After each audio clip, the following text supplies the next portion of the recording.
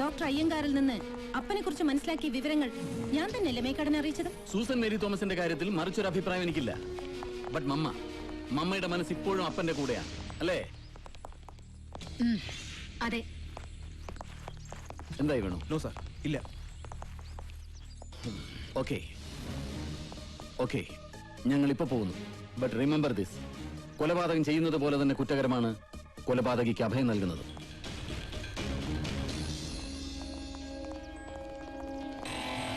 നോക്കണ്ട, വൈകിയെ കൊന്നവരോട് അപ്പൻ ചെയ്ത് തെറ്റാണെന്ന് ഞാൻ വിശ്വസിക്കുന്നില്ല.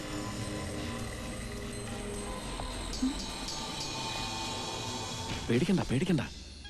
വന്നത് ഉപദ്രവിക്കാനല്ല, നന്ദി അറിയിക്കാനാ. ചെയ്തു തന്ന സേവനം അത്രയ്ക്ക് വലുതാണ്. ആദർശമാണ് എനിക്ക് പ്രധാനം, സൗഹൃദമല്ല. ആദർശം പറഞ്ഞു തന്നു doctor Srinivas Iyengar. Susan Mary തോമസിന്റെ വാദങ്ങൾ. Ahimsa is the best defence and the only defence, അല്ലേ? അതെ. തെറ്റ്, പരമമായ തെറ്റ്. കിട്ടേണ്ട അവകാശങ്ങൾ കിട്ടാതെ വരുമ്പോ ചോദിച്ചു വാങ്ങാൻ ജനം ആയുധമെടുത്തിറങ്ങിയാലോ എന്ന് പേടിക്കുന്ന രാഷ്ട്രീയ നേതൃത്വം ആ നീക്കം തടയാൻ ഉപയോഗിക്കുന്ന തന്ത്രം, അത് മാത്രമാണ് അഹിംസ. അഹിംസയുടെ പേര് പറഞ്ഞ് അധികാരമേറിയ രാഷ്ട്രീയക്കാർ ഇത്രയും കാലത്തെ ഭരണം കൊണ്ട് എന്താണ് ചെയ്തത്? അഴിമതിയുടെ ദേശസാൽക്കരണമല്ലാതെ? ആയിരിക്കാം, പക്ഷെ അതിനെതിരെ പോരാടുന്നുണ്ട് ഞങ്ങളെപ്പോലെ ചിലർ. അതുകൊണ്ട് ഇവിടെ എന്ത് മാറ്റം സംഭവിച്ചു? സ്വാതന്ത്ര്യം കിട്ടി 60 വർഷമായിട്ടും വിശപ്പിൽ നിന്ന്, ഭയത്തിൽ നിന്ന്, കടത്തിൽ നിന്ന് രക്ഷ നേടിയോ ഇന്നാട്ടിലെ സാധാരണക്കാരൻ? 1-2 രൂപയല്ല, 3439 കോടി. രാഷ്ട്രീയക്കാർ പ്രതികളായ അഴിമതി കേസുകൾ അന്വേഷിക്കാനുള്ള അന്വേഷണ കമ്മീഷനുകളെ വെച്ച വകയിൽ മാത്രം ചെലവ്. എന്നിട്ടും ശിക്ഷിക്കപ്പെട്ടോ ഒരൊറ്റ രാഷ്ട്രീയക്കാരനെങ്കിലും? 125 കോടിയിൽ 7.5 കോടിയോളം വരും ഇവരുടെ എണ്ണം. രാഷ്ട്രീയക്കാരുടെ വർഷം 32,000 കോടി ചെലവഴിക്കുന്നു ഇവരെ പരിപാലിക്കാൻ. എന്തിന്? പ്രതിപക്ഷത്തിരിക്കുമ്പോ ബന്ധും ഹർത്താലും വർഗീയ ലഹളകളും, ഭരണത്തിലേറുമ്പോ രാജ്യം വിറ്റുതൊലയ്ക്കൽ. ഒരു ആരാധനാലയം നശിച്ചാൽ അത്രയും അന്ധവിശ്വാസം നശിച്ചു എന്നൊരു രാഷ്ട്രീയ നേതാവ് പറഞ്ഞു. ജനം അതിപ്പോ തിരുത്തി പറയുന്നു. ഒരു രാഷ്ട്രീയക്കാരൻ നശിച്ചാൽ അത്രയും അഴിമതി കുറഞ്ഞു, ശല്യം കുറഞ്ഞു. നിങ്ങൾ കുറ്റപ്പെടുത്തുന്ന ഇതേ രാഷ്ട്രീയക്കാരുടെ കൂട്ടത്തിലായിരുന്നു ഗാന്ധിജിയും. ഗാന്ധിജിയോട് എനിക്ക് ബഹുമാനമാണ്, ആദരവാണ്. പക്ഷെ ഗാന്ധിജി മാത്രം മതിയോ നമുക്ക്? സുഭാഷ് ചന്ദ്രബോസ് വേണം, ഭഗത് സിംഗ് വേണം, മൗലാന അബ്ദുൽ കലാം വേണം, ചന്ദ്രശേഖർ ആസാദ് വേണം, വീർ സവർക്കർ വേണം. ഏകസ്വരതയല്ല, ബഹുസ്വരത, അതാണ് വേണ്ടത്. അതാണ് വൈകിട്ടത് മാത്രമല്ല, ശിവഗംഗയിൽ നഷ്ടപ്പെട്ട 16 പേരുടെ ജീവനും ഉത്തരവാദികളായിരുന്നു എന്റെ കൈകൊണ്ട് മരിച്ച എല്ലാവരും.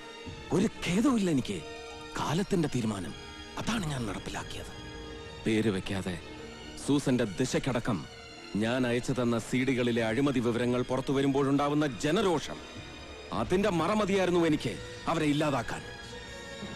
എന്നിലേക്ക് വരുമായിരുന്ന അന്വേഷണങ്ങളെ വഴിതിരിച്ചുവിടാൻ പാകത്തിൽ ദുർഗാദാസന്റെ രൂപത്തിൽ പിന്നെയും സഹായിച്ചു എന്നെ കാലം. അഹിംസയല്ല എന്റെ തത്വശാസ്ത്രം, ഹിംസിക്കും. വൈഗയുടെ ജീവനെടുത്ത അവസാനത്തെ ആളെയും Stephen Kuriachan. His time is up.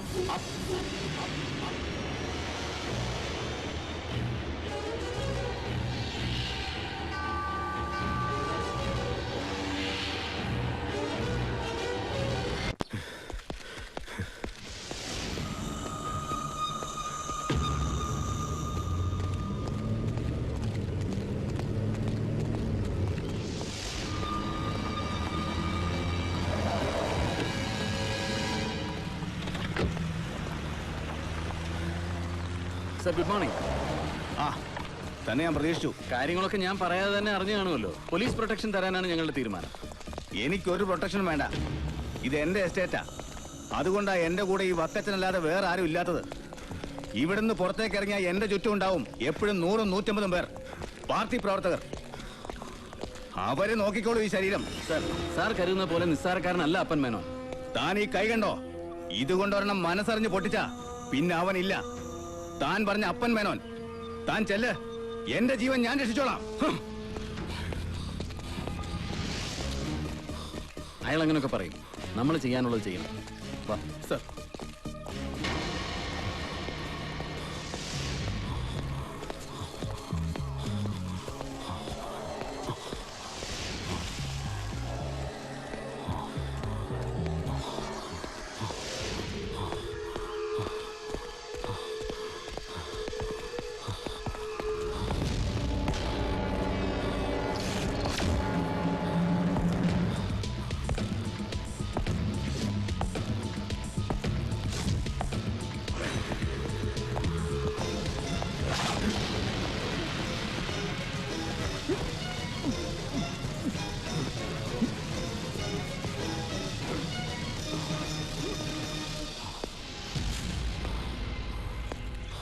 കുര്യച്ച,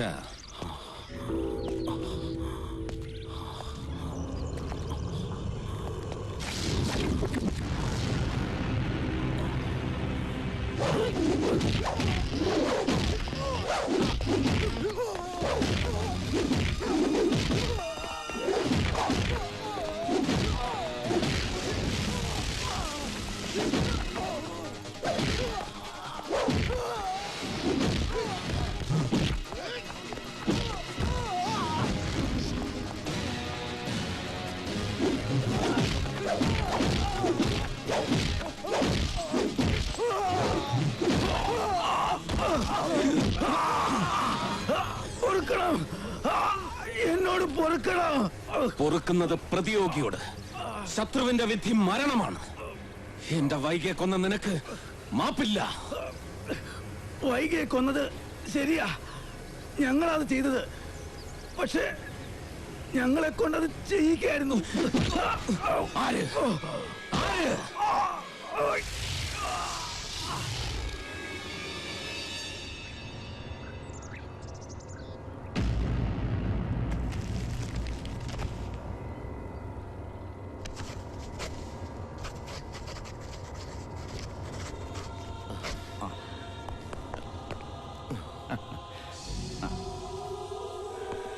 കർത്താവിന് സ്തുതി, കോശിക്കും സ്തുതി. പള്ളിയും പട്ടക്കാരും അജഗണങ്ങളും അൽമായരും പിന്നെ കർത്താവിനെ മാർക്കറ്റ് ചെയ്ത് വാരിക്കൂട്ടിയ സ്വത്തും സ്ഥാപനങ്ങളും ട്രസ്റ്റുകളും ഒക്കെ കൃത്യമായിട്ട് അങ്ങ് വീതിച്ചെടുക്കാൻ പാകത്തിൽ ഒരു മാന്ത്രിക ഫോർമുല ഉണ്ടാക്കിയ ഈ പാവം ബഹിരാഷ്ട്ര ബിസിനസ്സുകാരനല്ലേ തിരുമേനി ആദ്യം സ്തുതി പറയേണ്ടത്? വാസ്തവം കോശിക്ക് തന്നെ അത് പറയേണ്ടത്. കോശിയല്ല, കോശി എബ്രഹാം കോശി. സത്യക്രിസ്ത്യാനിയാണെങ്കിലും സംഖ്യാജ്യോതിഷത്തിൽ കുറച്ചേറെ വിശ്വാസമുണ്ട് തിരുമേനി എനിക്ക്. മറ്റുള്ളവർ, അത് നിങ്ങളായാലും അവരായാലും ആരായാലും, മുഴുവൻ പേരിൽ വിളിക്കുന്നതായി എനിക്ക് രാശി. എന്നാ പിന്നെ ഞങ്ങൾ അങ്ങോട്ട്. ഓ ആയിക്കോട്ടെ. പിന്നെ പ്രസ് ക്ലബിൽ പത്രക്കാർ വെയിറ്റ് ചെയ്യുന്നുണ്ട്. പറയണോ അവരോട്? വിവിധ ജാതി മതങ്ങളിൽപ്പെട്ട കർത്തയും നമ്പ്യാരും സാഹിബും ഗുരുയച്ചനും കൂടി സെറ്റിൽ ചെയ്തു പള്ളിത്തർക്കോന്ന്. കിടക്കട്ടെ, അവരുടെ രാഷ്ട്രീയ ജീവിതത്തിലും ചരിത്രത്തിന്റെ വകയൊരു കയ്യൊപ്പ്. ആയിക്കോട്ടെ.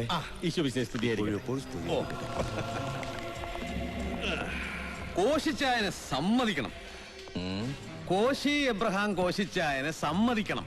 സർക്കാരിനും കോടതിക്കും കഴിയാത്തത് കോശിക്ക് കഴിയും. ഈ കോശി എബ്രഹാം കോശിക്ക് കഴിയും.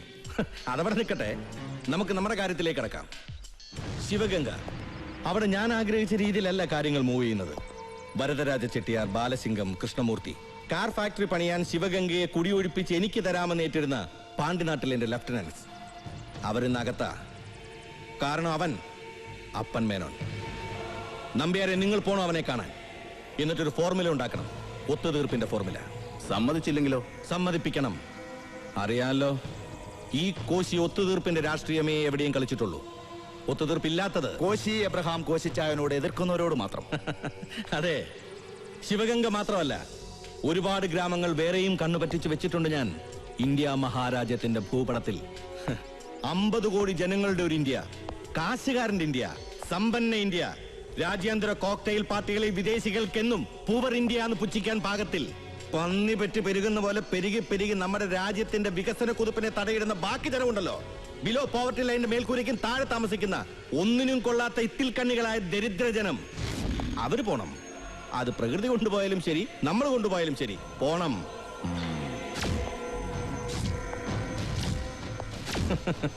കോശിയുടെ തേരോട്ടം തുടങ്ങുന്നതേ ഉള്ളൂ കർത്താ ശിവഗംഗയിൽ.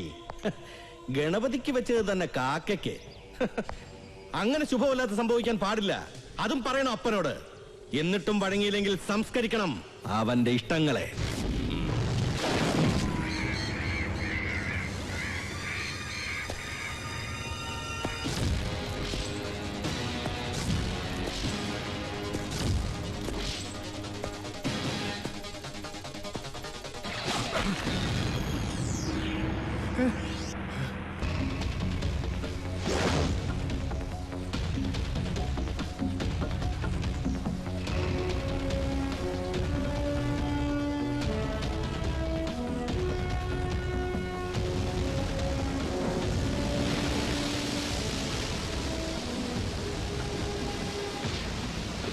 നോക്കണ്ട സാർ, നല്ല ബലത്തിൽ തന്നെയാ കെട്ടിയിരിക്കുന്നത്. 24 മണിക്കൂർ കറണ്ട് പാസ് ചെയ്യാനുള്ള ഏർപ്പാട് ചെയ്തിട്ടുണ്ട്. രാഹുകാലം കഴിഞ്ഞാൽ അതിന്റെ ഉദ്ഘാടനം നടക്കും. ഞങ്ങൾ അത് നടത്തിയിരിക്കും. പിന്നെ നാട്ടുകാരെ വന്ന് വിളിക്കൊന്നും പേടിക്കുകയും വേണ്ട. സിംഗൂർ നന്ദിഗ്രാം, ഏറ്റവും ഒടുവിൽ ശിവഗംഗ, അവിടെയൊക്കെ ജനങ്ങളിൽ നിന്നുണ്ടായ തിരിച്ചടി ഇവിടെ സംഭവിക്കരുതെന്ന് നിർബന്ധമുണ്ട് എനിക്ക്. അതുകൊണ്ടാ മണൽ ഖനനം തുടങ്ങും മുമ്പ് എല്ലാ രാഷ്ട്രീയ പാർട്ടിയിലും പെട്ട നിങ്ങളുടെ സഹായം ഞാൻ അഭ്യർത്ഥിച്ചത്. ഞങ്ങൾ എന്നും ഉണ്ടാവും ഒപ്പം. ഈ സ്ഥലം ഇതെന്നെ സംബന്ധിച്ചിടത്തോളം വെറുമൊരു ബിസിനസ് സൈറ്റ് മാത്രമല്ല. ഇവിടെ വെച്ചാ പണ്ടെന്റെ അപ്പച്ചനെ ഗുണ്ടകൾ കുത്തിവീഴ്ത്തിയത്. അന്ന് ഞാൻ ചെറുതാ. മരിച്ചു കിടന്ന അപ്പച്ചന്റെ ശരീരം കെട്ടിപ്പിടിച്ച് കരയുമ്പോ അറിയില്ലായിരുന്നു എനിക്ക് ഈ കടൽ തീരം മുഴുവൻ സ്വന്തമാക്കാൻ പാകത്തിൽ ഞാൻ വളർന്നു വലുതാകുമെന്ന്. ഇന്നാ എന്റെ അപ്പച്ചന്റെ ഓർമ്മ ദിവസം. അതുകൊണ്ട് ആ തിരക്കുകൾ ഒരുപാടുണ്ടായിട്ടും അതൊക്കെ മാറ്റിവെച്ച് ഞാൻ വന്നത്. നിങ്ങൾ ചെന്നോളൂ, രാഹുകാലം കഴിയാൻ നേരമായി. ശരി സാർ. ശരി സാർ. ശരി സാർ.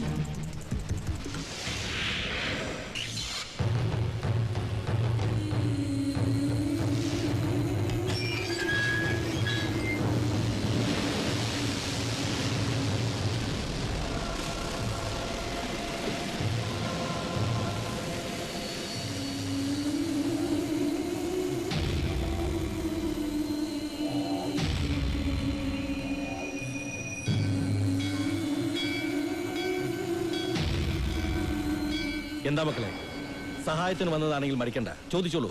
ഇന്ന് എന്ത് ചോദിച്ചാലും ഞാൻ തരും. എന്താ വേണ്ടത് പറഞ്ഞോളൂ. அப்பா வேணும். எங்களுக்கு எங்க அப்பா தான் வேணும். മനസ്സിലായില്ല. நீங்க கொலை பண்ணீங்களா எங்க அப்பாவை, அவங்க தான் வேணும். നിങ്ങൾ എവിടുന്നാ? ശിവഗംഗ, ശിവഗംഗ, ശിവഗംഗ.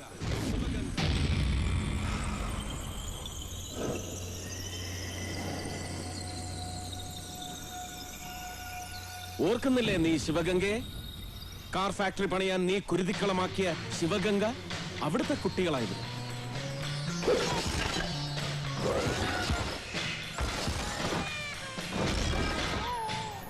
ഇന്നത്തെ ദിവസം ആരെന്ത് ചോദിച്ചാലും കൊടുക്കാൻ തയ്യാറല്ലേ നീ? കൊടുക്ക്, കൊടുക്ക്, തിരിച്ചു കൊടുക്ക് ഇവരുടെ അച്ഛന്മാരെ. എനിക്കും വേണം എന്റെ പാവം വൈകെ. പറ്റുമോ? തിരിച്ചു തരാൻ പറ്റുമോ നിനക്ക്? കോശി, ഭൂമിയിൽ നിന്ന് പുറന്തള്ളപ്പെടുന്ന നീരാവിയെല്ലാം ഒരു ദിവസം സംഘടിച്ച് പേമാരിയായി പെയ്യുമെന്ന് കേട്ടിട്ടില്ലേ നീ? നിന്റെ കാര്യത്തിൽ അത് സംഭവിക്കാൻ പോകുന്നു. നിന്റെ കാലം അതിവിടെ തീരുന്നു. Your time is up.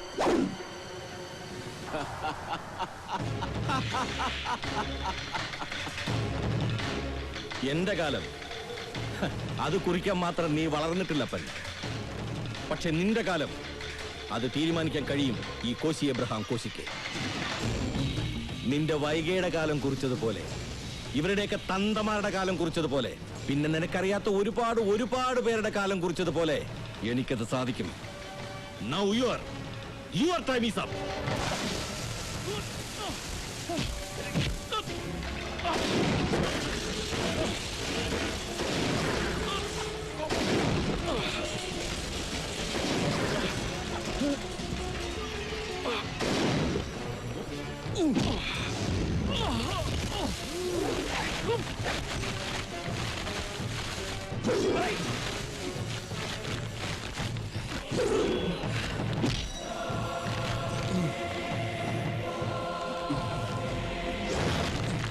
പിഴയ്ക്കാത്തതൊന്നേ ഉള്ളൂ, കാലം. ഇനി നിനക്ക് നിന്റെ യാത്ര ആരംഭിക്കാം. മറ്റൊരു കാലത്തിലേക്കുള്ള യാത്ര, മരണയാത്ര.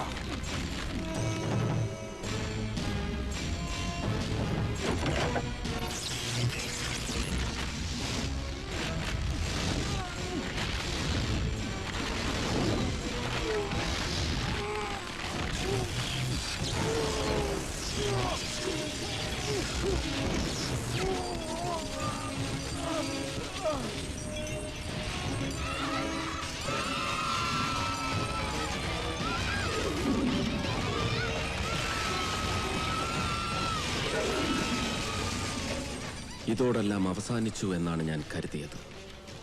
പക്ഷെ ഗവർണർ അനുവദിച്ച ഇളവോടെ ജയിൽവാസം കഴിഞ്ഞ് പുറത്തിറങ്ങിയ ഞാൻ കണ്ടത് പുതിയൊരു കാലത്തിന്റെ പിറവിയായിരുന്നു.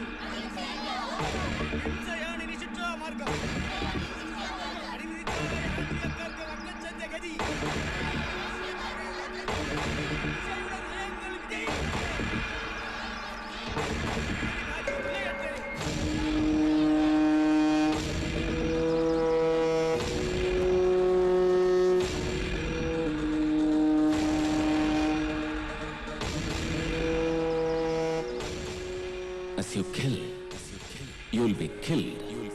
ഇതൊരു പ്രാർത്ഥനയാണ്. ലോകാ സമസ്ത സുഖിനോ ഭവന്തു എന്ന് പറഞ്ഞ് ശീലിച്ച ഈ മഹാരാജ്യത്തിന്റെ മുറിവുകൾ ഉണക്കാൻ തക്ക ശേഷിയും ദിശാബോധവുമുള്ള ഒരു നേതാവ് ഉയർന്നു വരും എന്ന പ്രാർത്ഥന. കാലം കാത്തിരിക്കുന്നത് ആ യുഗപ്രഭാവന്റെ സൂര്യമുഖ ദർശനത്തിനു വേണ്ടിയാണ്.